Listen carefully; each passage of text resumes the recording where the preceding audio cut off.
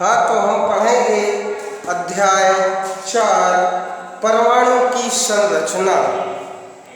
तो परमाणु क्या है और परमाणु किस प्रकार से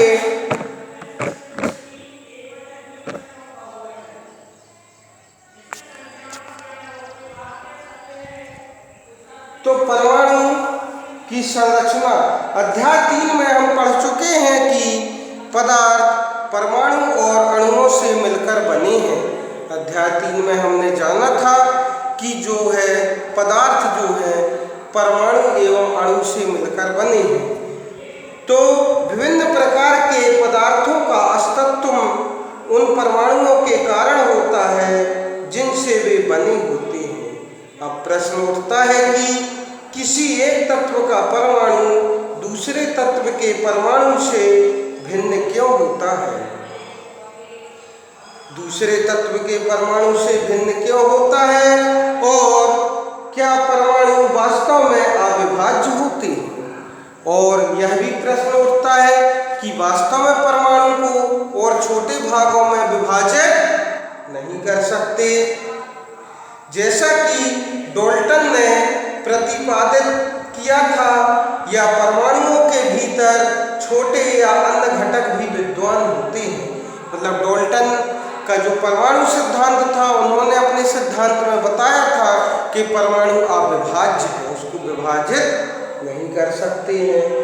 तो देखेंगे कि उसके भीतर और भी अन्य कोई पदार्थ पाए जाते हैं, घटक पाए जाते हैं। इस अध्याय में हमें इन प्रश्नों का उत्तर मिलेगा। हम परमाणु कणों और परमाणु के विभिन्न प्रकार के मॉडलों के बारे में पढ़ेंगे, जिससे यह पता चलता है कि ये कण परमाणु के भीतर किस प्रकार व्यवस्थित होते हैं। 19वीं शताब्दी के अंत में वैज्ञानिकों के समक्ष सबसे बड़ी चुनौती थी परमाणु संरचना। जो 19वीं शताब्दी थी, तो उसमें वैज्ञानिकों के सामने यह था कि परमाणु की संरचना दर्शाना, कि परमाणु के अंदर क्या क्या पाया जाता है, उसके गुणों के बारे में पता लगाना।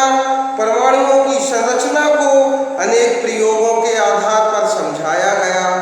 परमाणु के अविभाज्य न होने के संकेतों में से एक संकेत स्थिर विद्युत तथा विभिन्न पदार्थों द्वारा विद्युत चालन की परिस्थिति के अध्ययन से मिला। पदार्थों में आवेशित कणों की प्रकृति को जानने के लिए आइए हम निम्न क्रियाकलाप करते हैं। सूखे बालों पर कंघी कागज के छोटे छोटे टुकड़ों को आकर्षित करती है। मतलब जैसे जो बाल सूखे हैं, इस पर अपन ऐसे कंघी लेके या पेन लेके ऐसे घिसते फिर देखते हैं, तो इसको छोटे छोटे कागज के टुकड़ों को आकर्षित करने लगती है, मतलब इससे चिपक जाती है। कांच की एक छड़ को सिल्क के कपड़े पर रगड़िए और इस छड़ को हवा से भरे गुब्बारे के पास लाइए, क्या होता है? तो वो भी उसको आकर्षित करने लगेगा। इन क्रियाकलापों से क्या हम यह निष्कर्ष निकाल सकते हैं कि दो वस्तुओं को आपस में रगड़ने से उसमें विद्युत आवेश आ जाता है? मतलब दो वस्तुओं को आपस में रगड़ने पर उसमें आवेश उत्पन्न हो जाता है। एक पर धनावेश आ जाता है और एक पर ऋणावेश आ जाता है। यह आवेश कहाँ से आता है? इसका उत्तर तब मिला जब यह पता चला कि परमाणु विभाज्य है और आवेशित कणों से बना है। फिर बाद में पता चला कि परमाणु को विभाजित कर सकते हैं। परमाणु में उपस्थित आवेशित कणों का पता लगाने में कई वैज्ञानिकों ने योगदान दिया और फिर इसका कई वैज्ञानिकों ने बताया, और इसका योगदान था कि परमाणु को विभाजित कर सकते हैं। और इसके लिए अलग अलग वैज्ञानिकों ने पता लगाया कि इसके अंदर बहुत सारे कण पाए जाते हैं। जैसे परमाणु किसी भी आकार का हो सकता है। तो एक सर जे थॉमसन थे, उन्होंने बताया कि परमाणु के अंदर इलेक्ट्रॉन होते हैं। एक का इलेक्ट्रॉन होता है जिस पर ऋण आवेश पाया जाता है,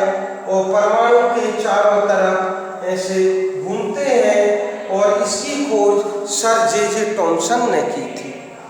सर जे थॉमसन ने बताया और इलेक्ट्रॉन के संबंध में जानकारी प्राप्त होने के पहले ये गोल्डस्टीन 1886 में एक नए विकिरण की खोज की, जिन्होंने उन्हें कैनाल रे का नाम दिया और एक में धन आवेशित थे।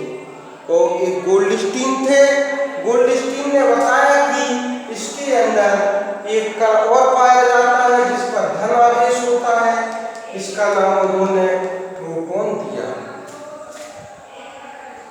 तो किसी एक परमाणु की संरचना के लिए बताया है कि उसके चारों तरफ इलेक्ट्रॉन पाए जाते हैं जो ऋणावेश होते हैं, फिर उसके चारों तरफ उसके केंद्र में एक कण और पाया जाता है जो धन आवेशित होता है जिसको प्रोटॉन कहा गया।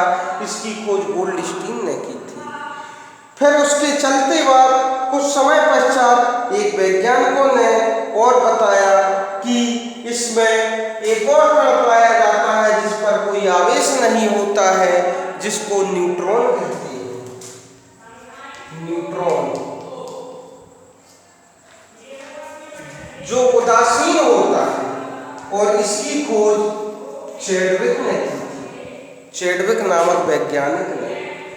तो परमाणु की संरचना के लिए वैज्ञानिकों ने बताया कि जब परमाणु संरचना दी गई तो सर जे थॉमसन या थॉमसन ने बताया कि इसमें एक ऋण आवेशित कण पाया जाता है जो परमाणु के चारों तरफ घूमते हैं, चक्कर लगाते हैं और जिस पर धन आवेश पाया जाता है, ऋण आवेश पाया जाता है और इसको स्मॉल ई से दर्शाते हैं जिसे इलेक्ट्रॉन कहा गया।